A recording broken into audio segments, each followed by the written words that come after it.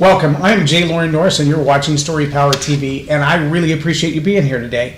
We have been going through a series called My Jesus Stories, and this whole idea is about who is this character? Is he a historical figure? Is he really a king? Is he really a god? I mean, that seems a little far-fetched, doesn't it? But who is this character, Jesus, and what does he mean to the people in your life and around you?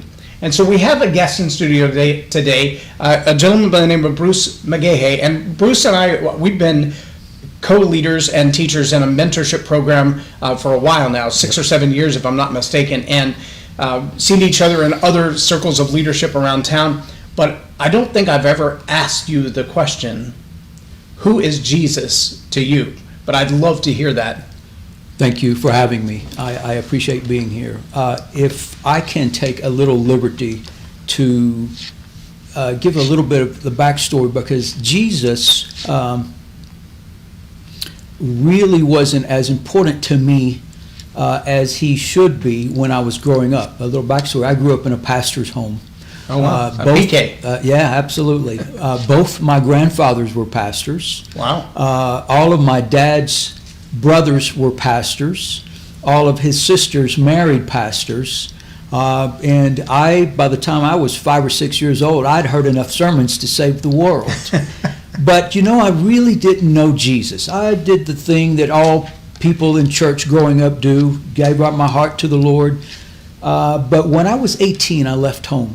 And I was estranged from my parents for 9 years. Wow. And I only visited my parents 3 times, and I never set foot in another church at all. I just had to discover who Jesus was.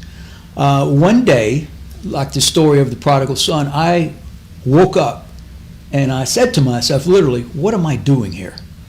And in that moment, I knew that I needed to find out who Jesus was. So for me, Jesus in that moment, it was a journey back for me, but Jesus became someone who actually saved my life. Remember, I grew up in a church. I grew up listening to the Word. I grew up hearing about Jesus, but I really didn't know who Jesus was because I had to find out for myself. But once I found out who Jesus was, he became my Savior. He became my guide. He became the person when I am even now having a rough day. It's simple. Jesus, really, will you walk with me through this? So Jesus to me is somebody that it really, when people say, will you make Jesus your Lord and personal Savior?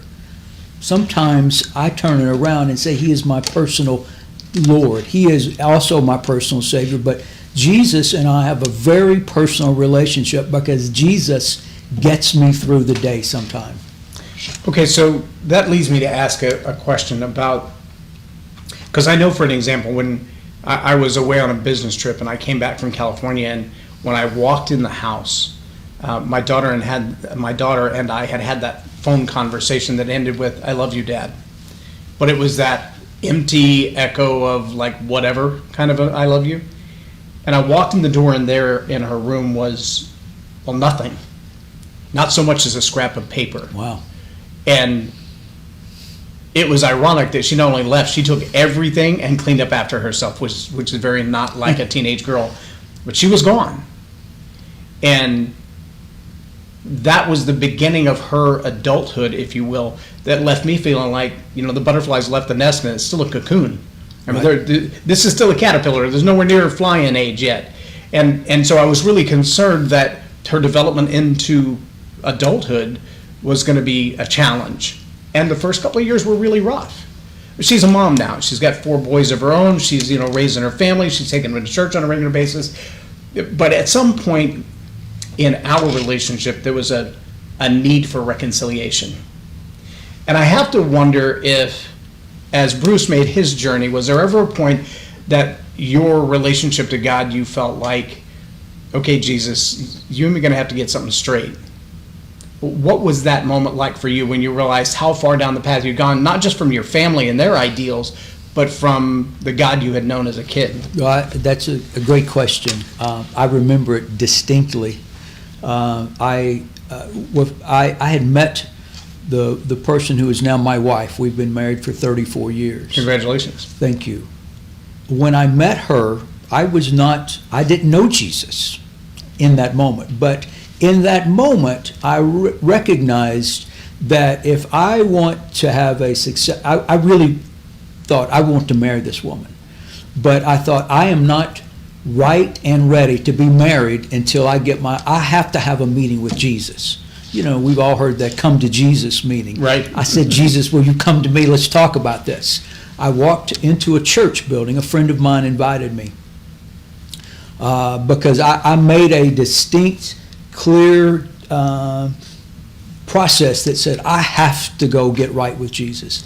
A friend of mine invited me to church. And it doesn't have to be a church, but for me it was, because remember, that's my reference point.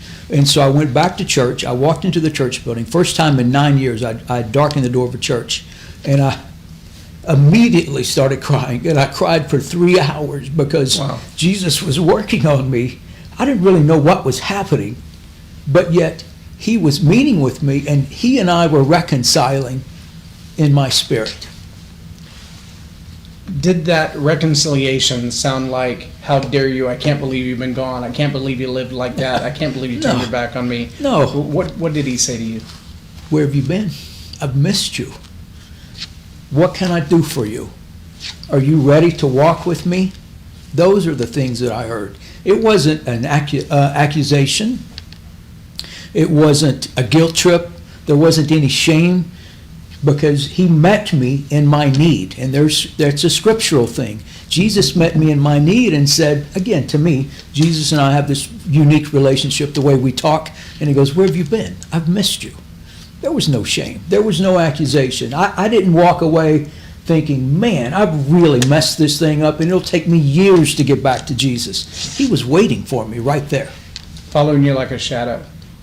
And you know what? I knew that all of the time. There wasn't a day that went by when I was living a life that I probably shouldn't have been living. There wasn't a day that went by that I didn't know that Jesus was right there, but I refused to look at him. You know, I tell people, especially couples that are struggling, I say, the difference between an argument with your spouse and an argument with the living God is as simple as this. Your spouse may stand outside the bathroom door and for a little bit. Right. But eventually, he or she's going to get tired, go have a cup of coffee, go put on a movie and make some popcorn. They're going to forget that you're in there throwing a temper tantrum. Right.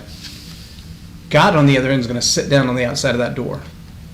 And even better than that, if you decide to go out the window and wander around the house, he's going to go under the door, out the window, follow you around the house. It's not going to be that you've got to come back to the place where you made the mistake or started the argument. Not at all. To find him. He's going to be following you wherever it is that you go. So reconciliation is no further than turning around. Absolutely. Which I believe is the meaning of the word repentance. Change your mind, turn around, go another way. Absolutely. That you've got to think change your differently direction. than you have. Absolutely. And that about face, and there's a collision, because and I don't know if you have kids, but when my grandkids are around, or when my kids were toddlers, and my little dog does it now. I'll run to the front door to answer the door and turn around, and I'm thinking, where's the dog? And he's right there, literally attached to my sock. Right. And you're like, oh, I'm tripping over him. God is more like that than he is standing off at a distance going, I hope you get it. I hope you eventually figure this out and come back. Instead, he's pursuing and waiting. What was that journey like for you through the darkness? Did you feel the loneliness? Did you feel the fear? Did you feel the anxiety that many people talk about?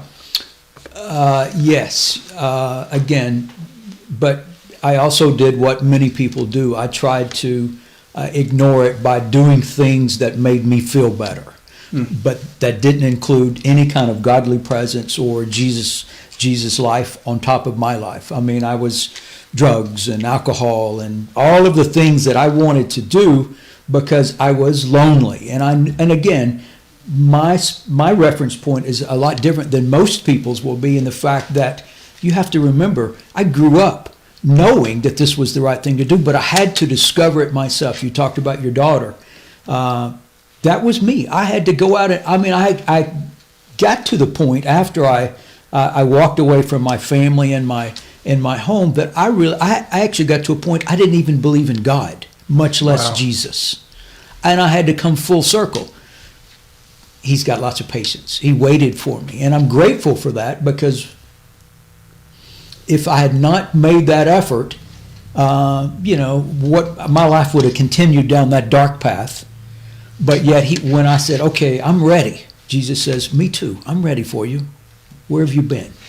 So, when you talk about that journey, you mentioned that a large majority of your family were in the ministry. Yes. What caused you to think, there's a better way? I'm going to go over there. I'm not going to follow what they're doing. I'm going that way. What made you think that was the right decision in your teen years? I am a very independent person, and I am also a very inquisitive person. When I was growing up, my favorite character was the Curious George.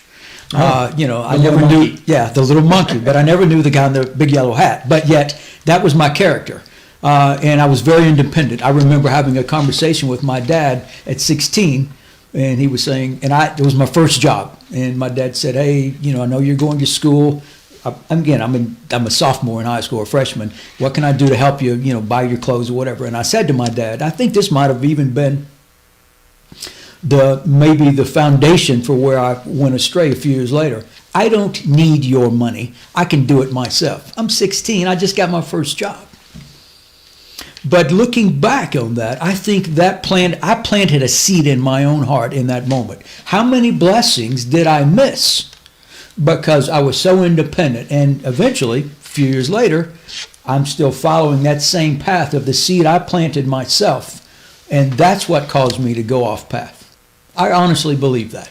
So how did that cause you to raise your children? Well, I don't have any children. None at all? None at all. My wife and I were never able to have kids, and it was okay. But I have employees, and we've owned a business for 33 years, and I've probably fathered many people probably close to 200 people in the last 30 years. Wow. Over 30 years. And it just seems to be in the fact that when people come to me, it always seems to be people that didn't have any good raising. Right. And so those are the people that are drawn to us, and I am drawn to those people. But because of that, it's caused me to understand where people are. It's caused me to understand to have patience and grace.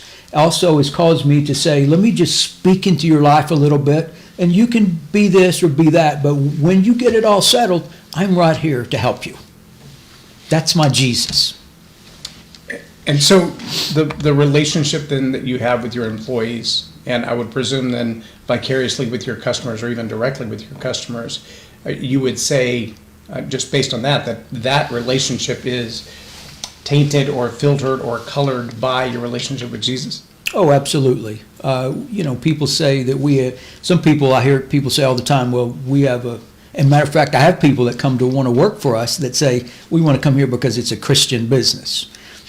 I don't know how you feel about that, but I don't believe that there is such thing as a Christian business. I believe there are business owners who run their business based on Christian principles. Right. That's what we do.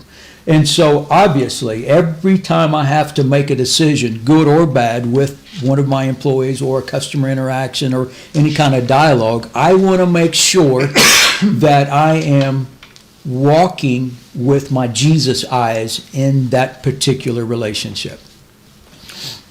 So what would that look like for, right now, there are a lot of people who are running a business and they can't get people to come in the door to work. Right. Not come in the door as customers, but come in the door to work because they've been incentivized to stay home and sit on the couch. It's a problem. So how does that look in your business, and how does your Jesus worldview or your Jesus lens, how does it look at employees when they do show up?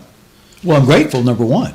I'm extremely grateful that, hey, you guys showed up today. You came to work. Right, I'm awesome. happy. But it also, again, because I'm Jesus-centered, and as we know, Jesus was kind, he was gracious, he was thoughtful, he was all of those things that we can't always put together in one package. But if we can get a glimpse of who he is, then that translates to our relationship with the people with whom we're in contact. And so I try to be gracious. I try to be. I try to promote. It's fun. Equality and justice, godly equality and godly justice. But I also try to be firm. I try to make sure that people understand this is the way that you have to do it. And if you get outside the lines, it's okay, but we need to get back in there and have grace when you do get outside the lines. Right. It's really, to me, when I have conversations with my employees and or my customers, it's really, am I representing Jesus? As a matter of fact, my wife and I came up with something several years ago because I really know what my purpose in life is, and it really is a Jesus purpose. And I have articulated what my vision is in life, and it's a scripture, but I've taken it as the challenge for me is that my goal in life is to extract the precious from the worthless. I can only do that through Jesus. Otherwise, there's not a good filter. But with me and my Jesus, I am able to extract the precious from the worthless. My whole concept of dealing with people is through that lens. So I want to take that lens and go just a little deeper, because I know when I hear you say extract the precious from the worthless, part of what I perceive is when we were kids, you used to have those little red plastic glasses that were stuck on the back of the cereal box, Right. and you had to put those decoder glasses on and then read the words on the back of it. Otherwise, you didn't see words. You just saw this jumbled mess, and you're like, well, I don't see a tiger in that picture anywhere. And you put the glasses, you're like, oh, there's the tiger. Good analogy. And I think sometimes we move into society as human beings without putting on that Jesus filter set of glasses first. Then we look at the people we work with, and we look at the people that we disagree with, and we think, well, we're so far apart, there is no reconciliation. There's no way. And I, if I'm not mistaken, the word raka in some translations says fool, but Jesus reiterated that, and he said, if you say to a man you're a fool or raka, you've done the same as to kill him. That is correct. And that lens, that overlay, is Jesus' ability to go, when you put your glasses on, It's good. what you see is there are no worthless. The difference is some know that they're saved and others don't. It's not that the price wasn't paid for them. And I kind of had this conversation with somebody the other day, and I corrected myself later for calling him out in front of a crowd that could have been confused without the deeper theology. He said, some people are saved and some people are not. It means some are children of God and some are not. And I said, well, if they weren't all children of God, then there's not a way to be saved. That is The correct. fact that he created every single human life and paid the price for every single life to be redeemed, that's what makes them the children of God. The real dichotomy is those that know it and those that don't. That is correct. And I think when we talk about extracting the precious or the priceless from the worthless, that process has got to include something like looking at them going, I recognize that you're made in the image of God and fully powerful, and you have incredible eternal potential, and you don't know that yet. And my job is to help you put on the lenses to see that. Are we tracking in the same direction? Absolutely. And I mean, what a great, thank you for explaining that for those that might not have understood what I said. I appreciate that, because the reality, some people just don't know that they have worth. They weren't raised in an environment, whether it was a Christian environment or not, they just weren't raised in an environment where people affirmed them, people confirmed them, people said, you can do this. And so there are a lot of people in our lives and in our associations that don't understand that they have value. And so our job, when I say to extract the precious from those people, it's because we know so many people that they really think they have no value in life. And that's my point. And some of them have actually been told that, whether it's through racism or religious discrimination, or you look across the country. One of the guys I was talking with earlier, we were talking about the Tutsis and the Hutus. Yeah. And nearly 1 million people slain. They had the same color of skin. They lived in the same country. We're not talking about foreign invaders. We're talking about people whose differences were only recognizable because someone pointed them out and said, you're like this and you're like that. And that was enough for 1 million people to die. That is the epitome of discrimination. But when you're told all your life, you're worthless, you're useless, you're nothing but a human cockroach, there's no redeemable value in you, there's no reason that we should let you live. Slavery and imprisonment have been the nature of humans since the fall of man. We look at Cain and Abel and we see a very similar thing. We look, all the way through the era of Nebuchadnezzar or Babylon or Roman culture, and even the Jews and the Romans siding together to kill Jesus was an example of, I don't perceive you to have any value to me. And because of that, I'm going to tell you how worthless you are. I'm going to tell you, because it makes me feel better, I'm going to tell you how bad you are. I'm going to tell you that you're a drain on society. Now, we've got to get, especially as leaders, to a place where the conversation that we have, even with absolute strangers, leaves them with the feeling that someone perceives me as worthwhile. Oh, absolutely. And to add to that, I mean, you were talking kind of a macro worthless conversation, but I see people every day that no one told them that they were worthless, but no one told them you have value. They grew up. Part of our mission statement, or part of the 5 points underneath our mission statement is, on our team, we desire to have functional teams as opposed to dysfunction. I got to be honest with you, growing up, I didn't know what dysfunction meant. That was not my life. But as I got out into the broader world and started to have a business, I'm like, all kinds of dysfunction.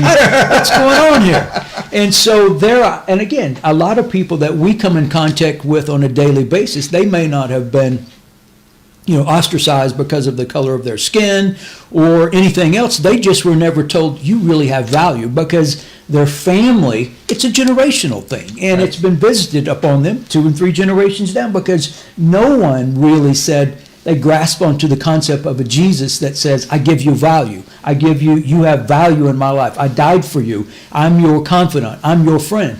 There's so many people generationally that have no idea what that means. And so, therefore, there's no really effort or training to say, I need to tell my kids that I love them and you're doing a great job. I remember a story in a book from Gary Smalley. These 2 Jewish ladies were on a sidewalk and pushing, both of them had little baby strollers.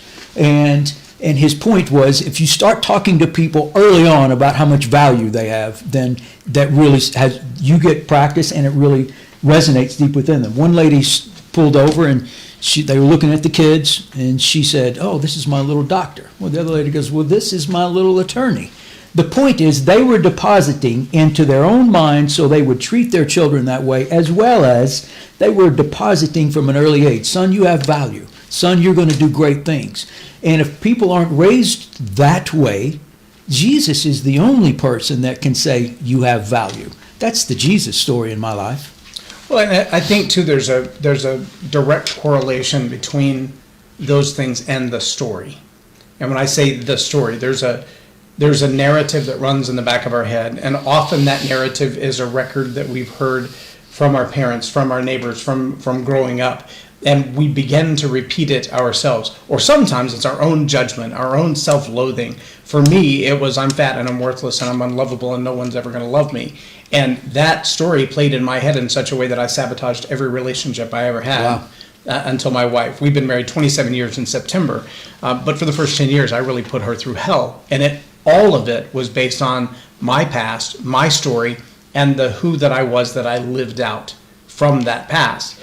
When she was able to say to me directly, I don't see you like that, and I need you to see you the way I do, it challenged me to back up and go, hang on.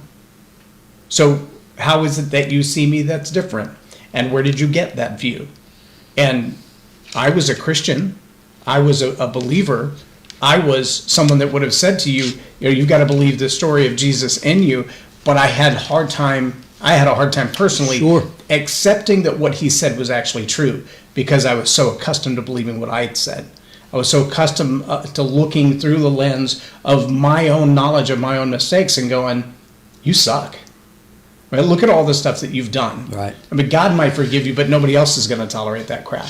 God might accept you into heaven, but nobody else wants to put up with you on earth. And I think there are a lot of people who still deal with that kind of story playing in the back of their head on a regular basis now. But like you said, we can plant seeds of those better days, of a better future, of a better hope. My podcast this morning, the inspiration that led me to talk about it was the idea that we can come in, especially as an executive or a leader or a business manager, and say, here's my new idea, I want to do it like this. But if we can't articulate that well, with a good story of what the future could be, what we'll find is that that idea runs headlong into the story of the what is. And the old way of doing things will be too hard to overcome. The story of, well, that's not the way we've ever done it. Sure. Or we've never tried that. Heard that. Or Yes. we've tried that before and it didn't work. And so that story dominates behavior. That story dominates attitudes. That story dominates belief systems, which then lead to behaviors, which then lead to habitual performance.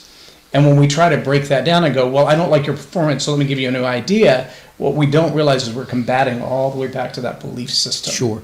So how do you do that in your workplace when you've got a new employee or you've got someone who's been around the business for a long time and they come into your organization and they're like, well, that's not the way I do it because, how do you fix that? I am a firm believer in there is a parable that says, and by the way, it took me a long time to get to this point because sometimes as leaders we want to keep everything inside this because if it gets out, well then we're not controlling it and maybe it's not, I mean it gets kind of crazy. Yes. We've all been through that. But I learned several years ago that I have to really be okay with the parable in the Bible that talks about some are called to plant, others will call to water, but yet still others may actually reap the increase. So when somebody comes to me and they're working, if it doesn't work out or they're saying this or that, I have to put it in that perspective. Am I watering? Am I planting? I sure don't see the increase. Now, I've watered and planted, and many other people have seen the increase. But that's part of being in business. But when somebody comes and says, we're not doing that, or, yeah, we've tried that, and you have to just kind of rise above that and again, as you say, articulate the vision. This is what we're going to do. You either get it or you don't, but this is what we're going to do. And hopefully, you'll come along with us. But if you don't, well, at least I planted a seed. And you may have to go somewhere else and let someone else water it. And then you may have to land somewhere else, and somebody's going to see the increase. That is, and from a business standpoint, hard to swallow sometime that I've done all of this work. I've put all this stuff into these people, and then they go somewhere else. That's hard. But that's, again, that's part of the, if you're going to be like Jesus, you have to say, some plant, some water, others reap the increase. And I think that's a challenge for a lot of us from a leadership standpoint. Absolutely. To be able to say, as much as I want to be the one who sees the harvest in your life, as much as I want to see you grow to the next level, as much as I want to see the fruit born in your life, I'm willing to invest, even knowing that I might not. So in the last moment or so, would you just take a minute, talk right to the audience, and tell them how, as a leader, not even as a biological parent, but as someone who says, I will invest my life in the life of the unknown in order to find the precious and the priceless and the worthless, how would you encourage a young believer to begin that journey? And maybe they're 18 or 19 and they're thinking, there's no hope for me. How would you push them in the direction to find that path? Well, I think the main opportunity that you have is to understand that there are alternatives to perhaps what you're thinking. If you're a new believer and you've been told time and time again that perhaps you're not as worthless, or maybe no one ever told you that, you have value, this is the opportunity for you to lean into Jesus, study his precepts, study his principles, and really dig down, ask God to open your heart so your mind can understand what it is that you're reading, because that is an opportunity for you to actually be different than perhaps the way that you were raised. We don't want to perpetuate any kind of generational thing that was not good or dysfunctional, as we talked about earlier. We want to say, I want you to say, and I want to say with you, this is what I can do because I can do it through Christ. Through Christ, all things strengthen me.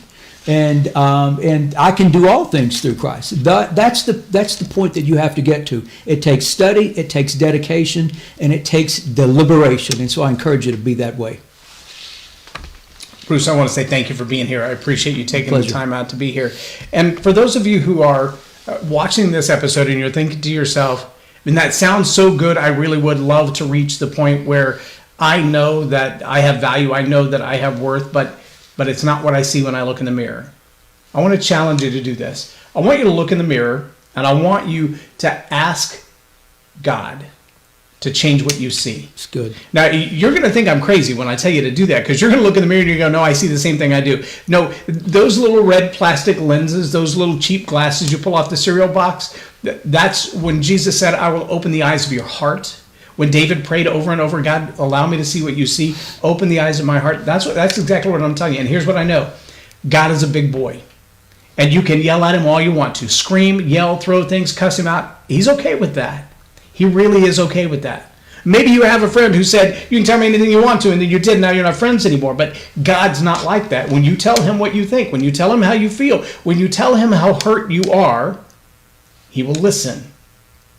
And if you listen long enough, quietly enough, still enough, he'll also speak back. Yes. It's my challenge to you and my prayer for you that you'll climb up in his lap, that you'll call him daddy, that you'll lay your head against his chest and hear his heartbeat and listen for his whisper in your ear, because I bet you're going to hear something like this.